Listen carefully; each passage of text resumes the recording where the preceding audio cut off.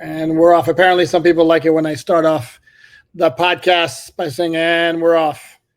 Even though it'd be more appropriate for a race car. Anyway, doesn't matter. Or a horse race. Doesn't matter. We're here to talk Miami Dolphins football. The All Dolphins podcast, episode 533 for Sunday, August 3rd. And a massively busy Sunday at Miami Dolphin headquarters. And to discuss all of it, Chris Perkins from the South Florida Sun Sentinel joins me once again.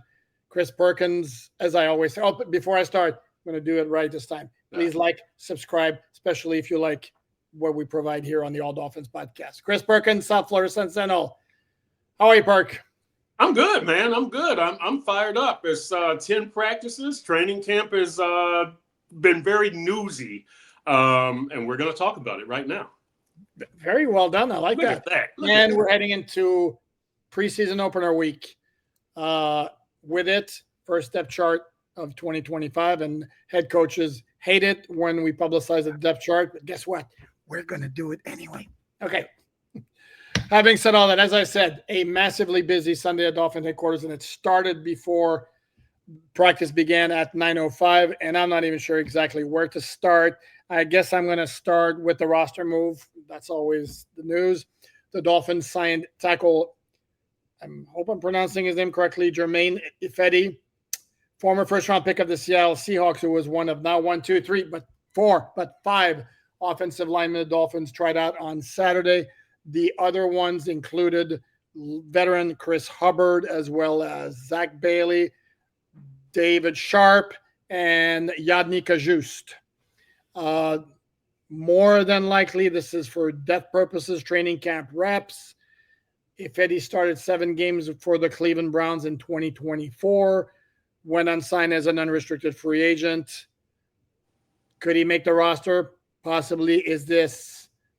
Was this done to perhaps, I don't know, light a fire, provide competition at the backup swing tackle position for Larry Borom, who Mike McDaniel made a point to say had a great practice on Saturday when Austin Jackson was out for the first time. Your thoughts on Mr. Iffy, Mr. Perkins?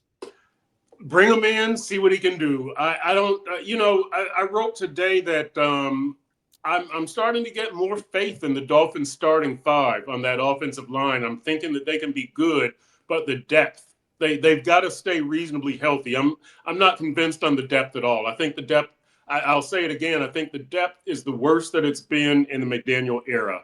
But I have faith in the starting 5. I think Iffy is he's just here. He is 31 years old, I believe, and he's got to be approaching 8-9 years in the league, 31. So he's not being viewed as a starter. I'm not even sure that he's being viewed as a number 1 backup or a second team guy. I agree with you. He might be in here to push Larry Borom, who I don't know if he had a great day yesterday. I didn't notice him really messing up. I'll say that, but that's a start. But it's a decent move. The flip side of that move is Brett Gabbert, the quarterback, was released, and I don't know what that means for Tua playing in the preseason. If that means he'll definitely play 1 possession or 2 possessions, but it's a decent move on the offensive line. No harm done there. No alarms are going off that Austin Jackson's going to be out longer than we think. Which is where we just jump in, since you kind of like set it up, that Mike McDaniel said on Sunday morning in the aftermath of our good buddy Cameron Wolf reporting that the hope was that Austin Jackson would be ready for week 1. Mike McDaniel kind of said he's going to be ready for the regular season opener. Yeah. So that's obviously good news. McDaniel further indicated that what happened to Jackson had nothing to do with the knee injury that landed him on IR last year, but rather somebody stepped on him. I'm going to assume that stepped on his foot or on a toe, but we shouldn't assume because that's speculating, and we don't do that here. And yet I just did. So there we go. Brett Gabbert being waived. I mean, other than the fact that you kind of feel for the guys, like the second time in 3 days has been waived. I don't think it has any effect whatsoever. First of all, because he wasn't going to make the roster. Second of all, I don't think it changes whether Tua participates in the preseason. Last year, he played 1 series went 5 for 5 against Washington, touchdown pass the river. Craycraft. After that, it was sit your butt on the bench. You're good to go. I would imagine it'd be something along those lines. Again, it's not like Tua doesn't have a zillion reps with Tyreek and Waddle, for example, and with the first team guys. I just worry if either Ewers or Zach Wilson gets injured in the in a game, but that's probably that's a far off worry. If that happens during the week, you just bring Gabbert back. I just worry in a game, but that's not, that's really nothing to worry. I'm worrying over minutia now. You're being a worry ward for no reason there. I know. Come on. If it happens in the game, the other one finishes out. If you have 2 injuries in the same game, then you bring in Cedric Wilson, right? Well, exactly, but he's not. I don't know. Is he on a team this year? Is he still with the Saints? I have no idea. Okay, so that takes care of the roster move. By the way, I looked it up here while you were talking, and my memory served me well.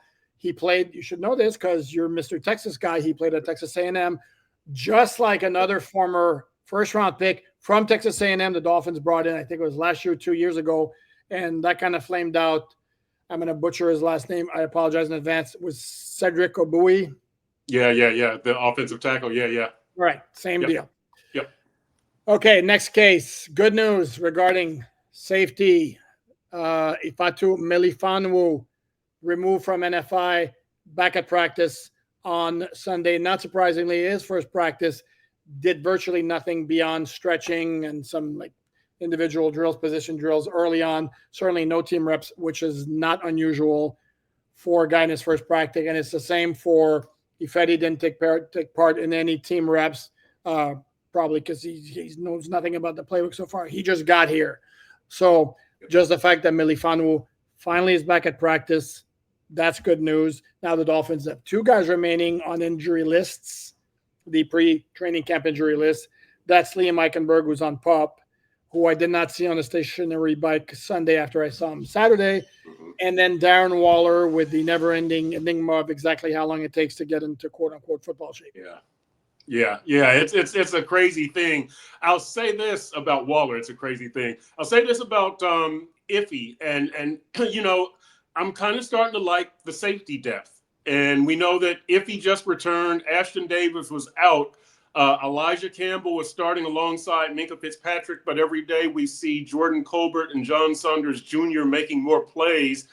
I don't see them heavily involved in special teams yet, so I think they might still be on long shots to make the roster because, look, if you do have Minkah and Elijah and Iffy and Ashton Davis, then, Colbert and Saunders are long shots, but practice squad or something like that. But I'm feeling better about the safety depth now that I see these guys getting more reps. So, and this is what they said about right tackle with Austin Jackson being out, that you get to see other guys take reps. I do think that it's paying off at the safety position. Interesting. You didn't mention the 2 recent draft picks, that being Dante Trader Jr. from this year or Patrick McMorris from last year. We should mention Dante Trader Jr. has been working on the side. Always when he's working with a trainer, he's got a helmet on, which I really like. It's not something you see very often.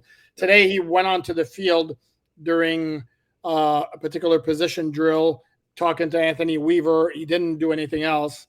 Kind of suggests to me that maybe his return is going to be next week, as Mike McDaniel had suggested, that the idea being they wanted to get him ready for the joint practices. So there's some hope there as far as that's concerned. We should mention Jalen Phillips. His injury indeed was a bruise, confirmed by Mike McDaniel. He did not practice, waiting for the swelling to go down. He did show up at practice at one point, about halfway through, walking around fine. He had a bandage around the calf area below the knee, so it wasn't a knee issue, apparently. And the suggestion being that perhaps he'll be back sooner rather than later. The Dolphins are not practicing Monday, so maybe we'll see Phillips back on the field on Tuesday. I'm looking at my list. I mean, there's a lot of stuff here. Alec Ingold should mention is in the concussion protocol.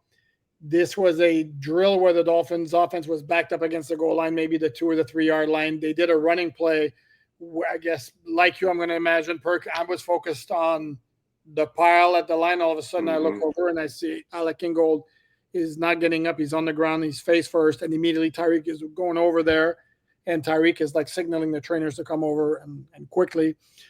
Mike McDaniel comes over and kneels next to him, and after, I don't know, 2 minutes maybe total, he eventually got on his feet, walked slowly but normally inside, accompanied by a trainer, and we were told after practice he's in the concussion protocol.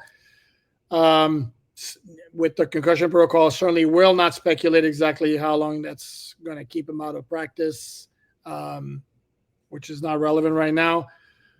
But that's the update on him. The Dolphins already have a player who's we have to double check on this, whether he's still in the protocol, that being BJ Adams, the rookie free agent, who's still wearing a red no contact jersey at practice. What I'm going to look for Tuesday in practice, because they're off tomorrow. You remember last year when Austin Jackson and Alec Ingold were out together, the run game took a nosedive. Those guys are crucial to the run game. So I'm going to see if this has any effect on the run game. And obviously in practice, you're not calling the game calling things the same way you would in a game. But let's just see with with Devon Achane and that first team, what do they do at fullback? Because we know the tight end situation it's a little shaky right now. I've got Pharaoh Brown as far as tight ends good. I've got Julian Hill good.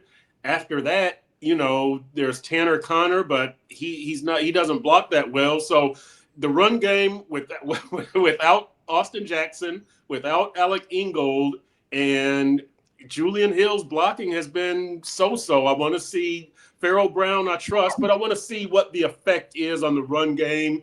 Again, you work on different things, so we won't be able to see a direct offshoot or result, but I will be looking to see, can they get some good runs on the right side without Ingold, without Austin Jackson. In joint practices and in the preseason, for me, it's always that. Yeah.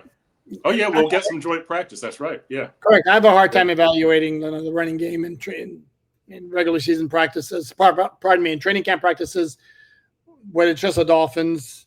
Because to me, it's not the same. There's no major contact involved. There's not going to be full contact involved in the joint practice with the Bears on Friday, but maybe the thumping will be a little harder. I mean, the intensity goes up. It's not quite the same in the preseason, a different level as well. And in the regular season, obviously, it's an entirely different game. So,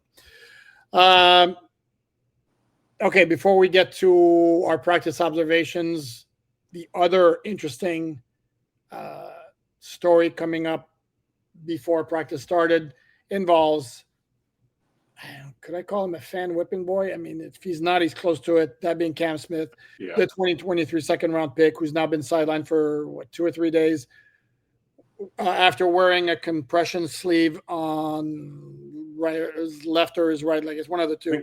I think you're right. Yeah. Was it the right leg? Okay. Yeah. So say it with confidence, the right leg. Okay, there you go. And if I'm wrong, and then it will have been the left leg. That's right.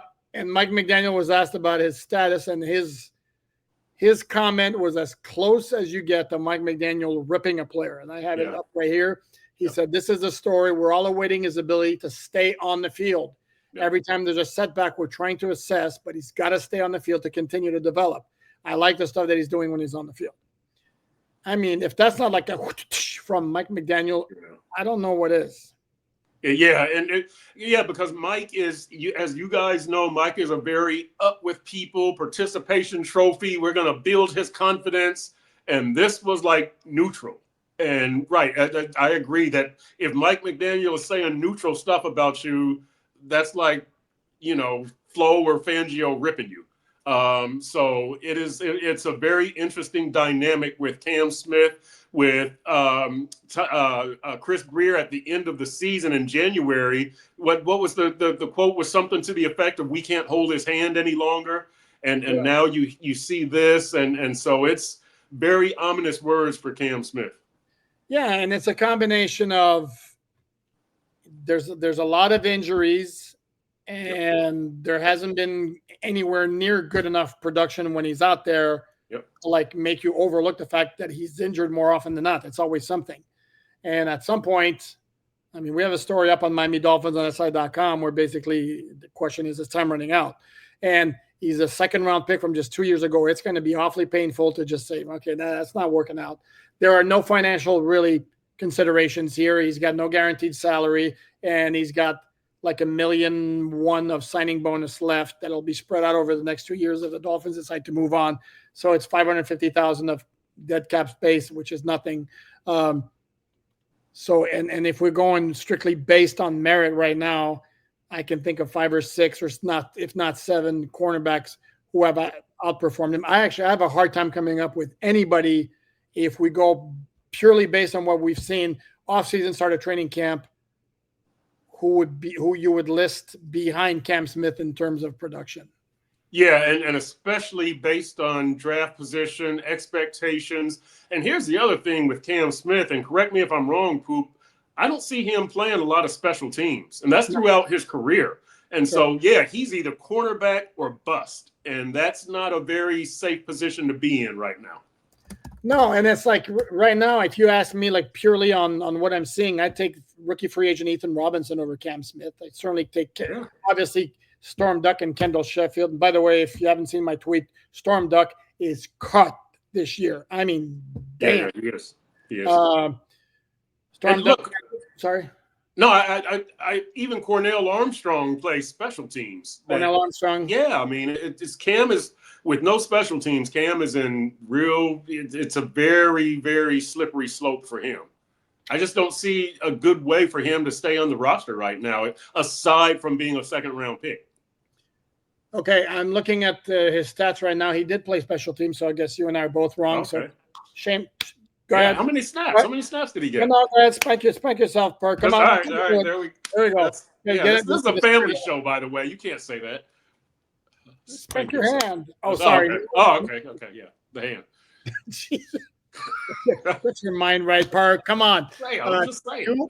210 snaps on special teams in 15 games. That's good. In 2023, if I do quick math, it'll be 10, 50, 60, like 14 snaps a game. Yeah.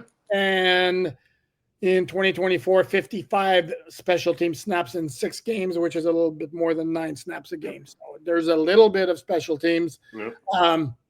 But right now, my prediction was, and I said this in the media room, Cam Smith and a 7th-round pick to a team for a 6th-round pick to get something. I don't know. Or right now I have a very difficult time justifying him being on the roster. And obviously it's not great because it's a 2nd-round pick who was your first pick that year because you didn't have a number 1. So that's rough. That's how you get yourself in the position where you're spinning your wheels year after year as opposed to constantly, either making progress or being in contention. So not great.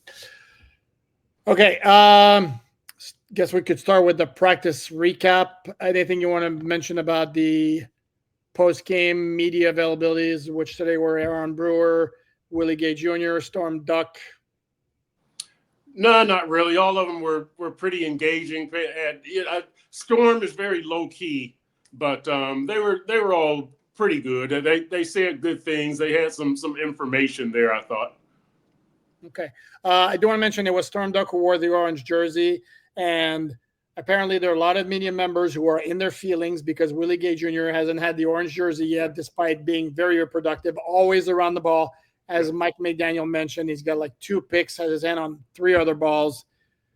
And again, per Mike McDaniel, the orange jersey goes to the player who best exemplified what the Dolphins were trying to accomplish that day, not necessarily the practice performer of the day. And without saying anything other, read into this what you want.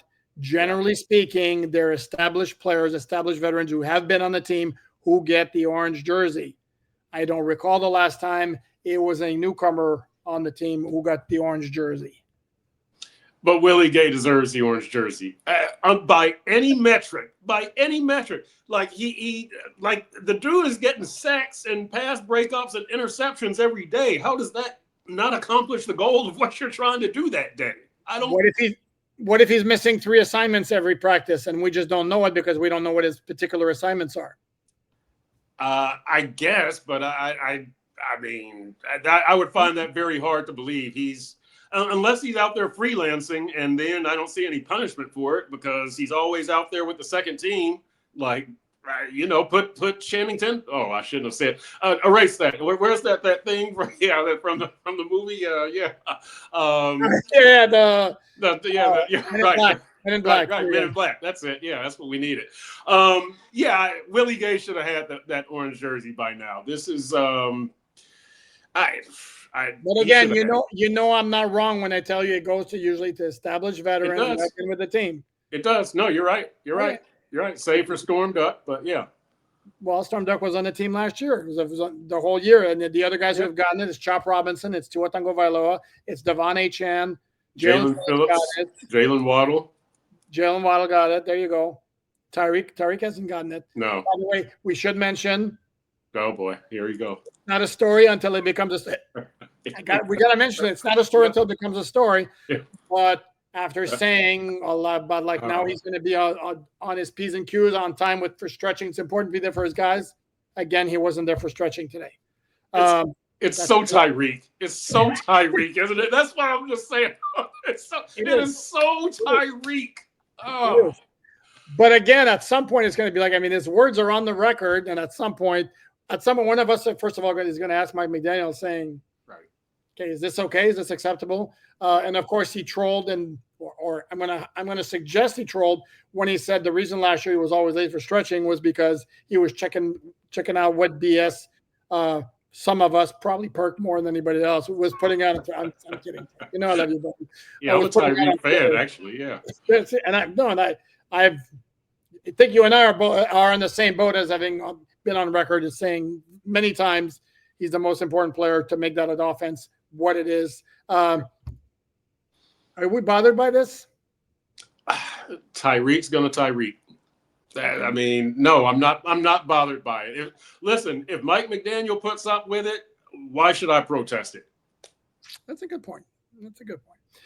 Okay, I guess it's 22 minutes in. We probably should discuss what happened at practice. Yes, the Dolphins practiced. Quick note here for fans: the Dolphins are not practicing on Monday. We have media availability with the assistant coaches. On Tuesday, they are practicing. It's a practice that's closed to the public. So that's an FYI. They are practicing Wednesday and then flying to Chicago, and where I shall be, Chicago and Detroit, making a little Midwest trip, where unfortunately the forecast for later in the week is high 80s. Like while it was 70, the high was 75 yesterday. Couldn't have that, right? Okay. Anyway, nobody wants to hear me bitch about the South Florida weather. No. If we're talking about practice, I guess we should start with the biggest play probably of training camp so far. Minka Fitzpatrick in a 3rd and goal from the 4-yard line. I believe the yard line was. Tua looking for Tyreek Hill, kind of in the corner of the end zone, and Minka sniffed it, ran right in front of the pass, picked it off, sprinted the other way. Kudos to Tyreek, was chasing him down the entire way. Got close to him, probably around the 15-yard line. Minka slowed down. He had another defender with him, probably would have scored. But this was the first interception by Tua. Great play by Minka Fitzpatrick, who read it. And that clearly was the biggest play that stood out, right? It clearly was. And because it was such a clutch play and it involved 2 of the key players, 3 of the key players, right? With Tyreek. I don't even know who the intended target was. It was Tyreek. It was Tyreek. Okay. Yeah. So, you had Tyreek, Tua, and Minka there. And so a very key play. Nice job by Minka. But here, just as an aside, Eugene Asante, right? The linebacker, that's number 51. That's who was running with Minka. Okay.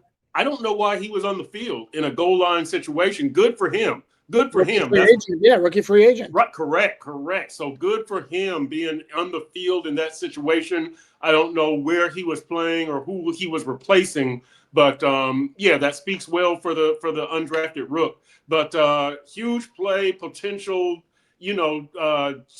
tie turning play, depending on what the stage of the game was.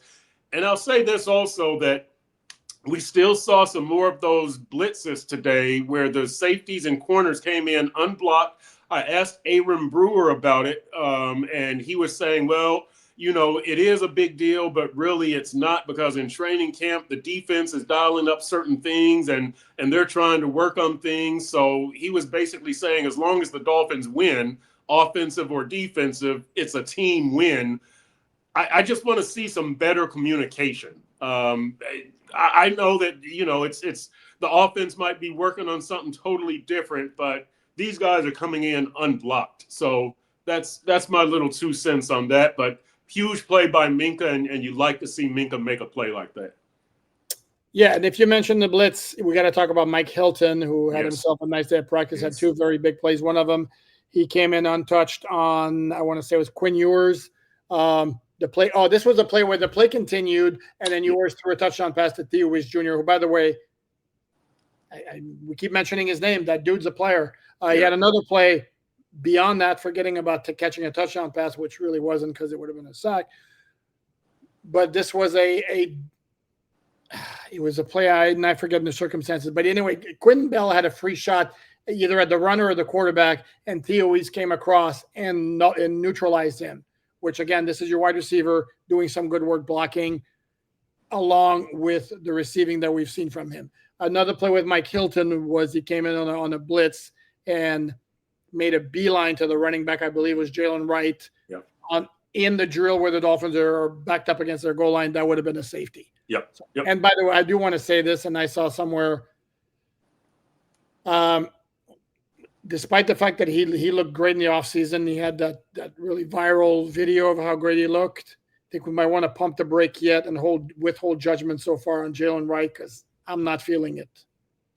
I think Alexander Madison is running back number 2 for me at this point. It's Devon Achane, obviously, and then Alexander Madison, and then there's a gap between the next 2 guys, Jalen Wright and Ollie Gordon II. That's fair. Okay. Anything else? By the way, I have a whole bunch of things that stood out to me. But I'll give you the floor. See what else stood out to you from practice. I thought interior offensive line play was pretty good. I wrote about the starting 5 today, that I think the starting 5 offensive line can be good if they stay reasonably healthy. I was watching Aaron Brewer, James Daniels, and Jonah Savaiinaya. I thought they did some good work. I thought Kenneth Grant did some good work also, but again, I'm really impressed by Jonah. I'm more impressed by him than you. I'm not going to say you're not. I'm just more impressed by him than you. And I did like him and Patrick Paul working together in tandem. They had a couple of nice double team blocks. One on Kenneth Grant. I'm liking the offensive line, but I watched the interior with Aaron Brewer in there, and it did look like it was better than it was with Andrew Meyer and, of course, with Addison West, either of those guys at center.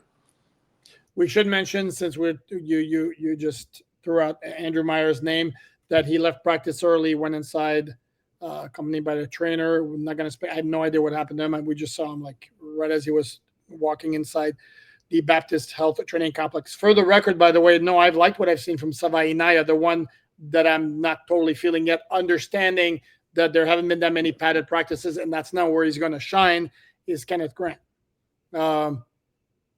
Just likewise, to me, I had felt a lot more Matt Dickerson and Matthew Butler among backup defensive linemen than I have any of the 3 rookie draft picks. Although Zeke Biggers was more noticeable today in practice than he had been for me. Jordan Colbert, you mentioned him earlier, racking up the plays. I had back-to-back sacks in practice on Saturday. Today he had a pick on a play that was interesting, to say the least. It was a Zach Wilson interception, and if you're looking strictly at the result of the play, it's nowhere near the receiver. And the one who was closest was Tariq Black, who looked like he was running like an in route. Yeah. And the throw was so far away from Black that, to me, I can't but help but think that there was a miscommunication there where Wilson thought Black was going to be somewhere else, or Black thought it was in the wrong spot. So, because it was ugly. It was ugly. Wilson, however, did finish practice. The last play of practice was a really nice throw where he had a lot of pressure coming in directly at him, and he kind of threw, I want to say, halfway off his back foot, understanding he knows he's not going to get hit because it's practice, but still there were people in his face around his legs a little bit, and he threw a nice ball to Taj Washington in the end zone. Washington making the diving low catch. Just a couple of plays after Eric Ezukama had a chance to make that same kind of catch in the back of the end zone on a Wilson pass and failed to make. And it wasn't one of those where it would have been a nice catch because he did have to leave his feet, but it was clearly catchable. And then you have Taj Washington making the catch. Ezukama, who really needs to shine to make the roster, not making that catch. Yep. I'll say this. Bradley Chubb helped me out here. He had those two back-to-back plays, a tackle for loss and a sack, right? Yep. And this was deep in the defense's own side of the field. However, I wasn't feeling the edge rushers as much today with Jalen Phillips being out. I didn't think Chop didn't have a bad day, but it wasn't Very like quiet. wow. Yeah, I didn't. And then, to take up for the backup offensive line, who I have no faith in, I didn't see the backup edge rushers as loud. Mo Kamara, right? Derek McClendon, Grayson Murphy, they weren't making as many plays. I didn't keep an eye on Larry Bourne today at right tackle, but I watched the interior offensive line more. But I will say I'm guessing the backup offensive tackles and tight ends did a better job keeping those edge rushers quiet today. So I will tip my hat to those guys. Although I didn't watch them specifically, again, those backup edge rushers who have been doing a really good job in training camp, they were fairly silent today. Well, you need to get yourself an Expos hat if you're going to be. I do. Maybe I should just give them a thumbs up. There you go. Yeah. Would it be a Texas Rangers hat or Dallas Mavericks hat? It would be a San Antonio Spurs hat. There you go. Nice. Yeah. Nice. Jason Sanders, from what I could tell, I don't know, kicked maybe a half a dozen field goals, did not miss. The two holders are rotating. The two punters are rotating, holding for him, Ryan Stonehouse and Jake Bailey. That's going to be a consideration in deciding who becomes a punter in 2025. Be lying if I told you I have a guess as to who's in the lead. The fact that they went out and signed Ryan Stonehouse when they already had Jake Bailey on their roster, they're not doing a ton of punting at practice. They really don't need a second punter to spread out the work, if we're going to be honest about it. So I think this was strictly the case of, well, let's check this guy out, bring him in and see what we have with him and see whether we should make a change or stick with Jake Bailey. I don't know. If you were to predict, my man, what would you do? Who's your choice? If I'm forced to predict, I'm definitely going with Stonehouse because he played with Craig Ackerman, the new special teams coach in Tennessee. He was an all-pro under him, and in this league, familiarity goes a long way. So you're right. We have not seen them punt hardly at all, but if I was forced to make a choice right now, familiarity wins out. And to me, I think it's going to come down to hang time in this is silly maybe. Hang time in the preseason is going to be key for me because that's been the issue with Stonehouse at times. The hang time's not there. He's got the booming leg and all that. I think the Dolphins understand they've had Jake Bailey for 2 years now. They have a comfort level. Has it been 2 years? Yeah, right? 2 years. They have a comfort level with him. They know who he is. Jason Sanders had a tremendous season last year with him as his holder. I don't know that they're going to be wanting to make a change for the sake of it unless Stonehouse really dazzles him. I'm looking at my list here. I think I should mention this. Unfortunately, we're moving on to practice 10. And yes, still a ton of flags. I think there were one time 3 consecutive flags. Most of them usually are either illegal formation or illegal procedure. And it's a little bit far into training camp for this stuff to keep happening. Yeah, in fact, I'm glad you said that. I need to write myself a note to ask Frank Smith about that tomorrow, the offensive coordinator, and see what he has to say. And then maybe Butch Berry, the offensive line coach, and see what he has to say about it. I have no idea. Like you say, it could be illegal formation. It could be false start. I don't know who the violators are, whether it's receivers, tight ends, offensive line, but I agree with you. These flags are starting to become noticeable again after they tailed off for a couple of days. I mean, it doesn't stop. I will tell you two things I noticed. There was one play today where it was clear it was Farrell Brown who moved early. Yep. He kind of flinched like one of those. And then I can tell you yesterday, I don't recall seeing a flag for this, but it's something I would keep an eye on personally. If Larry Borum winds up playing some regular season snaps for the Dolphins, he is lining up pretty far back for me, and that's to me. Yeah. He's going to get flagged for illegal formation at some point. Yeah, that was a point of emphasis 2 years ago or last year. I get it confused, but I remember that wasn't there an opening game where flags were just flying for the tackle lining up too far off the line. Yeah, it's a Jawan Taylor rule, because I think it was 2 years ago that dude. I mean, might as well have been next to Patrick Mahomes half the time. Jesus. Right. And then last year they decided, okay, we'll go ahead and call it. Yeah, this is my anti-Chiefs rant here. Because I'm tired of seeing them. Please, no Chiefs in the Super Bowl. That's how I'm going to end this episode right now. Don't want the Chiefs in this world. I actually don't want them in the AFC Championship game. I would like very much, for the first time since 2010, to have an AFC Championship game that does not involve either the Kansas City Chiefs or the New England Patriots. Can we all agree on that would be cool? Okay, thank you. Perk, I need a thumbs up for you on that. No, I do like dynasty. I forgot. Perk likes dynasties. I love dynasties. Perk loves dynasties. You're not tired of seeing either the Chiefs or the Patriots in the AFC Championship game? Nope, because I want to look back in 10 years, if I'm still alive, and say, yes, I remember that dynasty. It was one of the greatest ever. The Chiefs could have one. They could have the best. They could have won 3 in a row last year. This could be the best dynasty in the Super Bowl era. So, I mean, the Patriots, they still got a ways to go to catch the Patriots. I shouldn't say that. But they could be one of the best. I want to say that I was around for that. Okay. Well, with that opinion, we will salute Chris Perkins and thank him for all his contributions on his last appearance on the All Dolphins podcast. I kid. I'm joking. I kid. That's going to do it. Please like, subscribe, all that good stuff. He is Chris Perkins from the South Florida Sun Sentinel. Yes, I'll have him back again, even though I don't agree with him on that particular take.